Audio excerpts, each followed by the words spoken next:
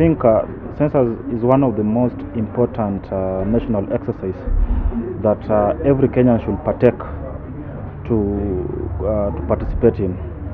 First, with the devolved system of government, the population or the census that will determine the population now will determine the funds allocation to counties. You know, the Commission on Revenue Allocation depends on population size for the allocation of funds. So it is very important and very crucial for Kenyans to come out and be counted, so that it can help, especially the CRA and these other bodies like the Senate and Parliament in general, to determine the amount of money that they can allocate to a county government. So it is very important in that respect.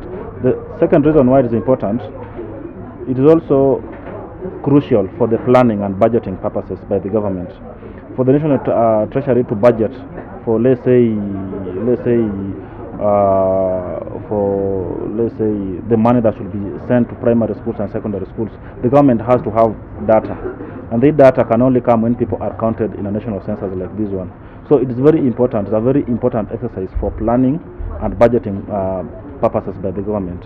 Even not only for the government alone, even donors who are coming are bringing their aid and help to Kenyans. They will use that particular data. Let's say if they want to bring let's say if there is an issue of drought in northeastern, they can only help or bring aid if they know or they can actually tell the exact number of people that they're going to deal with. It's very important for donors as well. So I think this is a very good national exercise that every Kenyan should strive to participate in.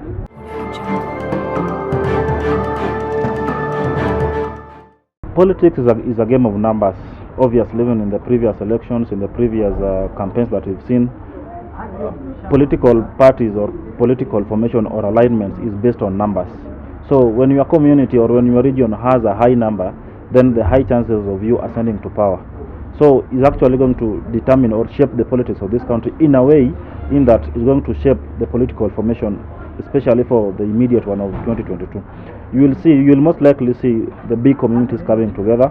You will most likely see the smaller ones also striving to work with the bigger ones so that they can have a say in government.